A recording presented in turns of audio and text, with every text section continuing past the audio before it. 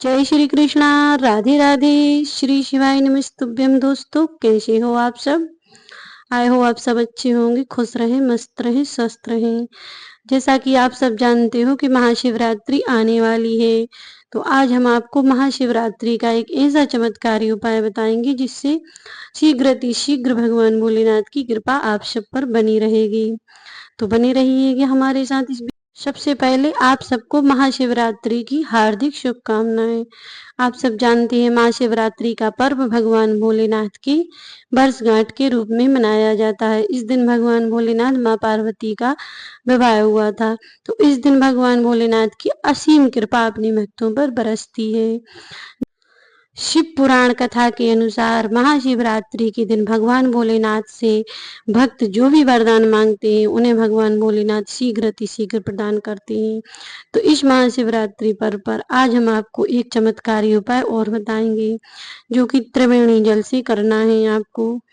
आप सब त्रिवेणी जल संगम का जो लाए होंगे उसी से एक यह उपाय महाशिवरात्रि के दिन जरूर करना चाहिए। दोस्तों, संगम का जल मामूली जल नहीं है, बहुत ही पवित्र, बहुत ही दुर्लभ संयोग से हमें यह प्राप्त होता है। जहाँ गंगा यमुना सरस्वती का मिलाप होता है वही त्रिवेणी संगम का जल जब हम घर भर कर लाते हैं तो बहुत ही पवित्र माना जाता है। वह बहुत ही दुर्लभ संयोग से प्राप्त होता है।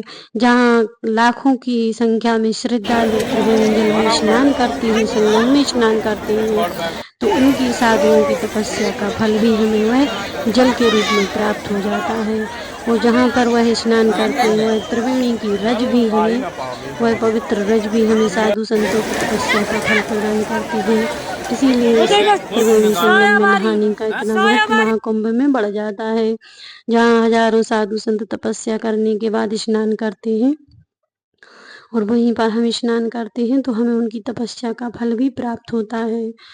तो आइए जानते हैं उस जल का चमत्कारी उपाय आपको बताते हैं।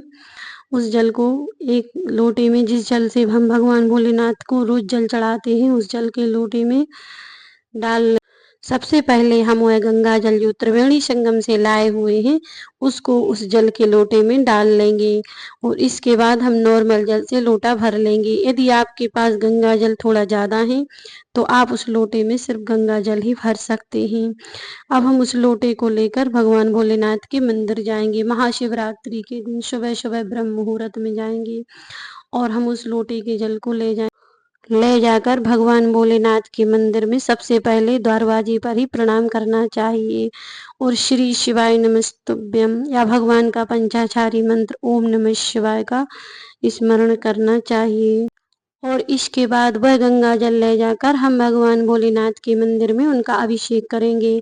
हम भगवान को गंगा जल पत्री धार से चढ़ाएंगे और श्री शिवाय नमस्तुभ्यम का उच्चारण अपने मुख से करते जाएंगे और वह भगवान को पतली धारा में जल चढ़ाते हुए हम महसूस करेंगे कि हम भगवान भोलेनाथ को त्रिवेणी जल के संगम से स्नान करा रहे हैं आज महाशिवरात्रि के पावन पर्व पर।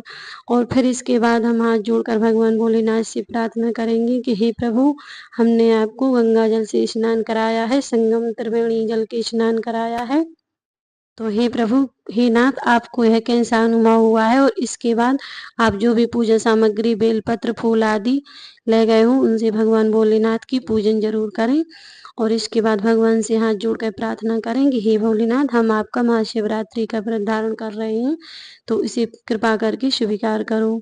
इस प्रकार भगवान भोलेनाथ से अपने व्रत की प्रार्थना करें और भगवान भोलेनाथ से पूजा में जो भी गलती हुई उसके लिए क्षमा याचना करें। भगवान भोलेनाथ आपकी शीघ्र प्रार्थना स्वीकार करेंगे और यह संगम का चमत्कारी जल आपको शीघ्र फल प्रदान करेगा। आपके जीवन में चमत्कार जरूर होगा। तो आपको कैसी लगी जानकारी कमेंट में जरूर लिखिएगा। श्री शिवाय नमस्तुभ्यम। जय श्री कृष्ण।